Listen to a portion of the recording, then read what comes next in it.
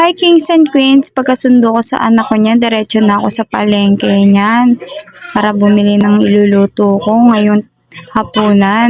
Bali, nagsuggest kasi si Papa ko na magluto daw ako ng nilagang buto-buto. So, naghanap pa ako niyan sa palengke kung meron bang mabibilan ng buto-buto. Actually kasi, yung buto-buto, ang hirap hanapin yan. Lalo na kung palengke namin maliit lang. Yun, luckily, nakahanap din. So, ayan lang, kapagluto na tayo. Yan, naghihiwa na ako niyan ng mga kailangan sa nilagang buto-buto. Yan, sibuyas, bawang. Naku, ngayon mga Mars, ang mahal-mahal na ng mga bilihin ngayon. Lalo-lalo na yung mga pangunahing sangkap. Yung sibuyas, naku, 10 pesos na yan. Ganyan lang kalaki. Tapos yung isang buo na bawang, 20 pesos. Naku, dati 10 piso lang. Ngayon, ang bilis ng pagtaas. Ay, naku. Bakit kaya ganun, no? Pabilis yung pagtaas ng mga pangunahing sangkap. Samantalang ayun pa naman yung mga kailangan natin sa pagluluto. Balita ko nga ngayon, mga Mars, bababa na raw yung presyo ng bigas. Sana naman, kasi Diyos ko naman, 55 na per kilo. Dati 40 lang, ngayon 55 na. Baka naman.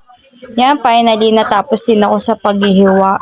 So, after nyan, syempre magluluto na tayo. Una muna, palalambutin natin yung buto-buto. Then, isama na natin yung bawang, sibuyas, tsaka paminta. Papakuluin lang natin siya. Naalala ko nga mga Mars, dati hindi talaga ako marunong magluto. Niisip ko nga paano kaya mabilis lumambot yung buto-buto samantalang bilis-bilis naman magluto ni mama nun. Ewan ko nga yan, nilagay ko na yung paminta dyan. Then after nyan, isasara ko na siya gamit ang mahiwagang takip. Actually, yung takip namin dyan ginamit, takip yan ng rice cooker. Yan mga Mars, after lumambot ng nilagang buto-buto natin, yan, nilagay ko na rin yung mga gulay.